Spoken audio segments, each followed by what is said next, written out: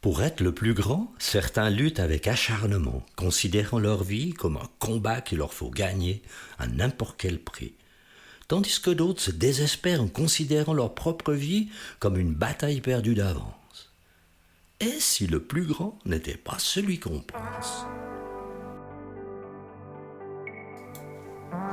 Bienvenue sur Allô la vie, le podcast qui te dit tout sur le Jésus de l'Évangile, cet Évangile qui bouleverse depuis 2000 ans des millions de vies, dont la mienne. Je m'appelle Mathieu M. Avec mes invités, je désire te communiquer l'espérance qu'ont fait naître en nous l'exemple extraordinaire de Jésus et sa passion sans limite pour les êtres humains. À toi qui rêves d'un port sûr où amarrer le bateau de ton existence, à toi qui rêves d'une nouvelle manière de vivre, ce podcast est pour toi. Réjouis-toi donc à l'écoute de Allô la vie, tout sur Jésus.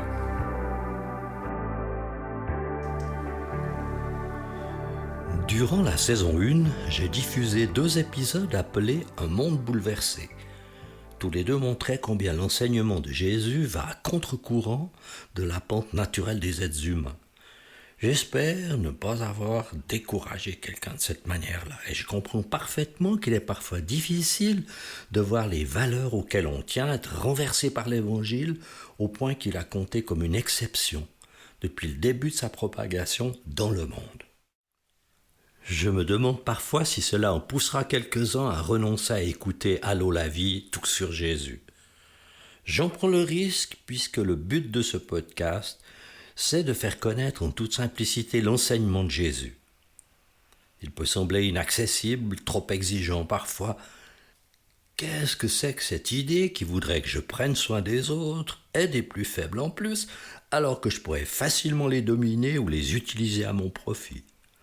Bien sûr, je ne cacherai pas que je me suis senti moi-même remis en question quand j'ai entendu l'Évangile pour la première fois. Je me suis dit, mais avec cette belle philosophie, je vais me faire bouffer par tout le monde, je serai la pauvre brebis au milieu d'un troupeau de loups. Et le temps a passé sur mes premières craintes, et j'ai vu la main bienveillante de Dieu sur toute mon existence. Aujourd'hui, que nous dit donc Luc dans son Évangile? Or, une discussion survient entre eux pour savoir qui parmi eux est le plus grand. Jésus, qui connaît la pensée de leur cœur, prend un petit enfant, le place près de lui et leur dit « Quiconque reçoit en mon nom ce petit enfant, me reçoit moi-même, et quiconque me reçoit, reçoit celui qui m'a envoyé.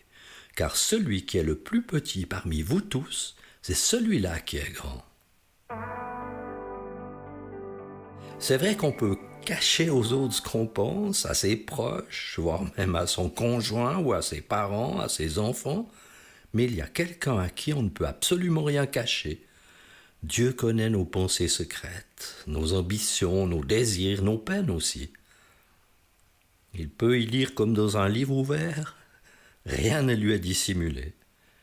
Et Jésus en donne la preuve et ses disciples apprennent ce jour-là au sujet de la discussion qu'ils ont eue entre eux. Quand quelqu'un veut la place du chef, on sait bien qu'il doit avoir des arguments. Luc ne dit pas dans son évangile sur quels critères ils ont tablé, mais on peut penser que ça n'a pas dû être très différent de ce qui s'entend habituellement.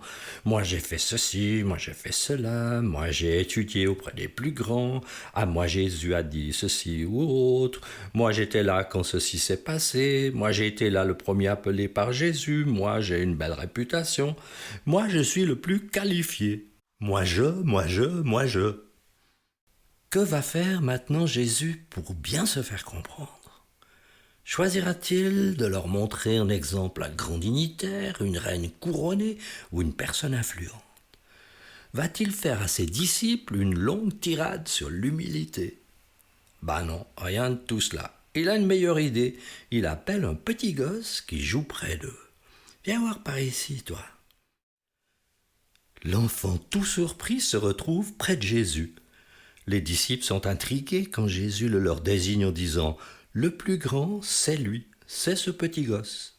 Si quelqu'un le reçoit, c'est comme s'il me recevait moi. C'est comme s'il recevait Dieu en personne. Jésus laisse le petit repartir, jouer avec les autres, et regarde son groupe, le sourcil interrogateur. Des questions? Quelqu'un? Bien sûr, tous se taisent, ils savent que leur maître sait exactement de quoi ils ont discuté. Ça a dû remettre leurs égos prétentieux à leur vraie place, un vrai recadrage, comme on dit. À chaque grande compétition, qu'elle soit sportive ou non, on récompense les plus méritants. Ils ont les médailles, ils ont les honneurs, les interviews, on leur demande leur avis sur tout. Mais pour tous les autres, qui ont pourtant fait les mêmes efforts, ils n'ont droit à rien ou presque. On ne les invite pas, on ne les écoute pas. Souvent même, j'ai vu qu'on rejetait les perdants si fortement qu'on avait espéré en leur victoire. Jésus enseigne à ses disciples à renoncer à cette ambition. Être le plus grand, abandonner l'idée de dominer l'autre, mais de prendre soin du plus petit, celui qui a besoin d'être nourri, soigné, enseigné, aidé. C'est un véritable renversement des valeurs traditionnelles. Il considère que le plus petit est le plus important. En effet, en l'accueillant, c'est Dieu en personne qu'on accueille. Et ce n'est pas tout. Écoute ce que Luc dit encore. Jean prend la parole et dit « Maître, nous avons vu un homme qui chasse des démons en ton nom, et nous l'en avons empêché, parce qu'il ne te suit pas avec nous. » Jésus lui dit « Ne l'en empêchez pas.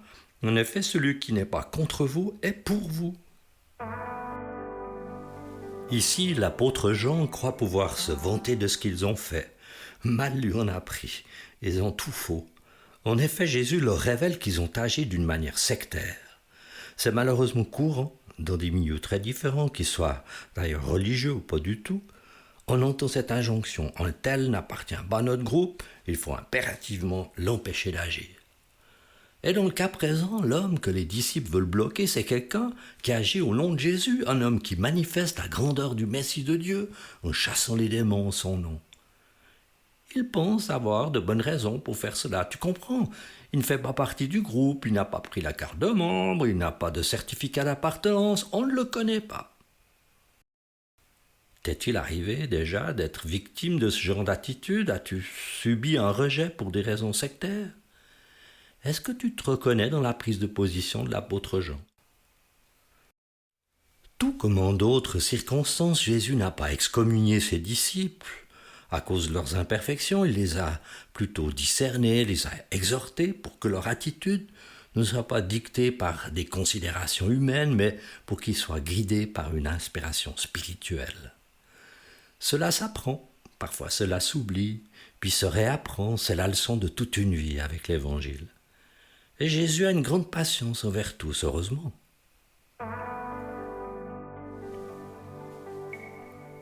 Où en es-tu aujourd'hui? Te sens-tu faible, petit, insignifiant, invisible? Viens, Jésus t'appelle auprès de lui comme ce petit enfant. Te sens-tu fort, invincible, gagnant?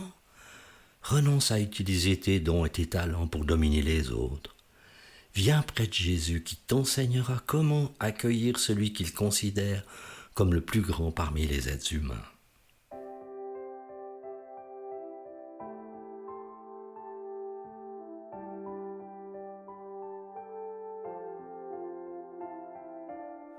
Voilà la fin de cet épisode. J'espère qu'il t'apportera quelque chose aussi dans ta vie. J'ai mis tout mon cœur. Alors, partage-le, écoute-le sur différentes plateformes et à bientôt sur Allô la vie, tout sur Jésus.